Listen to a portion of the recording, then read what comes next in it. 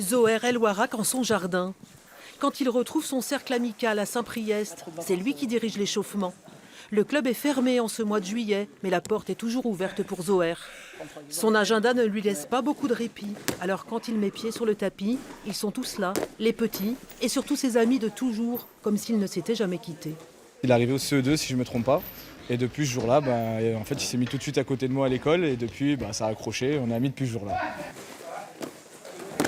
Il avait peut-être un petit peu plus envie que les autres, sûrement.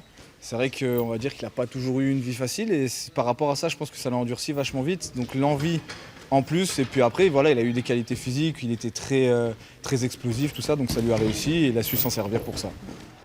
Tous issus de ce quartier de Saint-Priest, ils ont transformé leur agressivité de l'adolescence en bagarre pour la vie dans ce gymnase de la rue Colette. Avant chaque compétition importante, Zoher vient ici se ressourcer. C'est là que je puise, 80% de mon énergie. C'est une grosse partie de ma force qui vient de là. Et vu comme moi je ne suis pas passé par aucune école, aucun pôle, je n'ai jamais eu d'autres licences qu'ici. Quand je reviens ici, c'est un goût particulier. Pour ses premiers championnats du monde en France, Zoher vise au moins une médaille et même le titre en moins de 57 kilos. Moi, ça serait l'aboutissement d'un long travail. En même temps, ça va représenter le début de l'Olympiade. Parce qu'il ne faut pas oublier que l'objectif principal, c'est Tokyo 2020, une médaille aux Jeux Olympiques. Et je pense qu'il faut passer par là pour l'avoir. Rendez-vous du 21 au 26 août prochain à Paris. Les supporters préparent déjà leur voyage.